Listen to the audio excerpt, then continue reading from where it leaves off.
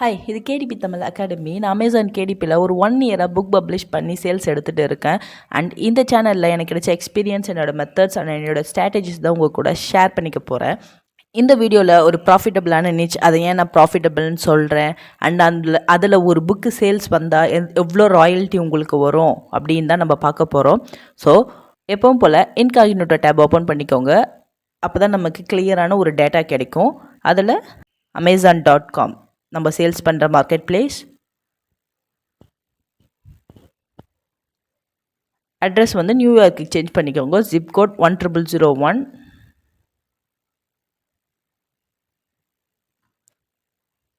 So இன்றைக்கி நம்ம பார்க்க போகிற நிச் என்னென்னா true crime word search.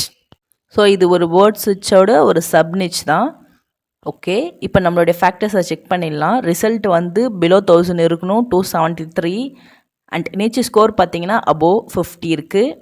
And demand பார்த்தீங்கன்னா அபவ் 4, எக்ஸாக்ட்லி 7 இருக்குது. நல்லாவே டிமாண்ட் இருக்க ஒரு நிச்.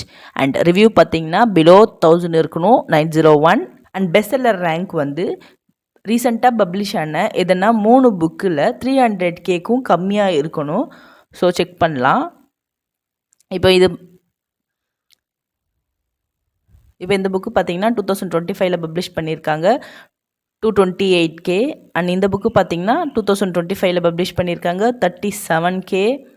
நான் இது பார்த்தீங்கன்னா இப்போ தான் February 2026 தான் பப்ளிஷ் பண்ணியிருக்காங்க. அண்ட் 44K பிஎஸ்ஆர் வச்சுருக்கு. நல்லாவே செல் ஆகிற ஒரு புக்கு. அண்ட் இது பார்த்தீங்கன்னா 351. அண்ட் இது பார்த்தீங்கன்னா பாருங்கள் 14K. இது பார்த்தீங்கன்னா 2026 தான் பப்ளிஷ் பண்ணியிருக்காங்க. 600Kன்றது மந்த்லி ஒரு 10 to 15 சேல்ஸ் வரக்கூடிய ஒரு லெவலில் இருக்கிறது தான்.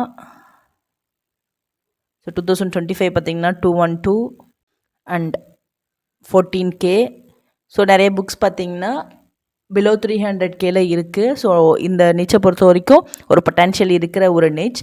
ஸோ இதோடைய இன்டீரியர் வந்து இப்போ எப்படி இருக்குன்னு பார்க்கலாம்.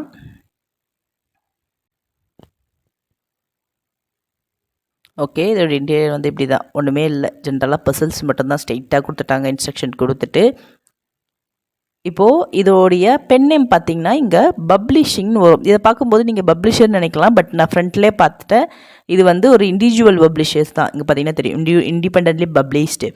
இப்போது பென் நேம்ஸ் வந்து ரொம்ப ரொம்ப முக்கியம். இதை பார்க்கும்போதே ஜென்ரலாக பார்க்கும்போது இது ஒரு பப்ளிஷர் அப்படின்ற ஒரு இம்பேக்டை வந்து நமக்கு கொடுக்கும். ஸோ அதனால் உங்களுடைய பென் நேம்ஸை நீங்கள் ரொம்பவே கேர்ஃபுல்லாக சூஸ் பண்ணணும். பென் நேம்ஸை பற்றி தெரியாது, அதை எப்படி வந்து நம்ம சூஸ் பண்ணணும் அப்படின்னு நீங்கள் தெரிஞ்சுக்கணுன்னா கமெண்ட் பண்ணுங்கள். நான் அதை பற்றி டீட்டெயிலாக ஒரு வீடியோ போடுறேன். பென் நேம்ஸ் ரொம்ப ரொம்ப முக்கியம். அண்ட் இப்போது இந்த புக்கு பார்த்திங்கன்னா கவர் ஒன்றும் அந்தளவுக்கு இம்ப்ரெசிவாக கூட இல்லை. நீங்கள் பார்த்தீங்கன்னாவே தெரியும், நார்மல் ஒரு கவர் தான். ஆனால் சேல்ஸ் பார்த்துங்க, மந்த்லி 120 சேல்ஸ் இந்த ஆத்தர் எடுக்கிறாரு.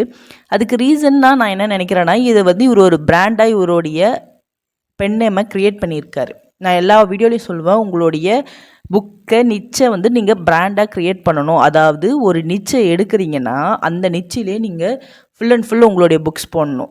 இப்போ பார்த்தீங்கன்னா தெரியும், இவருடைய புக்ஸ் எல்லாமே வெறும் வேர்ட் சர்ச் தான். இங்கே பாருங்கள், full and full word search. நார்மலாக கவரை க்ரியேட் பண்ணியே வெறும் வேர்ட் சர்ச் புக்ஸ் தான் போட்டிருக்காரு. அதனால தான் அவருடைய ஒவ்வொரு புக்ஸுமே நல்ல சேல்ஸ் கொடுக்குது. ஸோ இப்போது இதில் ஒரு புக்கு சேல்ஸ் ஆனால் இவருக்கு எவ்வளோ வந்து ராயல்ட்டி வரும்னு நம்ம செக் பண்ணலாம். ஸோ அதுக்கு வந்து நம்ம கால்குலேட்டர் வந்து அமேசான் கிண்டல்லே இருக்குது. Open calculator.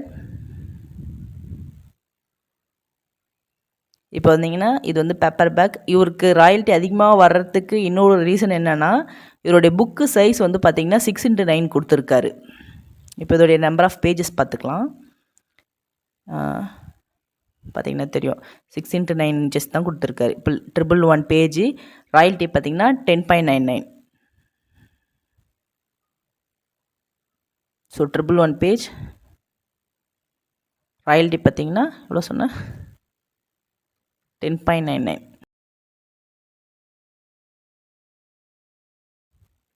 ஸோ பார்த்திங்கன்னா தெரியும், ஒரு புக்கு சேல்ஸ் வந்துச்சுன்னா இவருக்கு 4.26 வந்து இவருடைய ராயல்ட்டி, பிரிண்டிங் காஸ்ட், அமேசானுடைய கமிஷன் எல்லாமே போக இவருக்கு வர ராயல்ட்டி இது.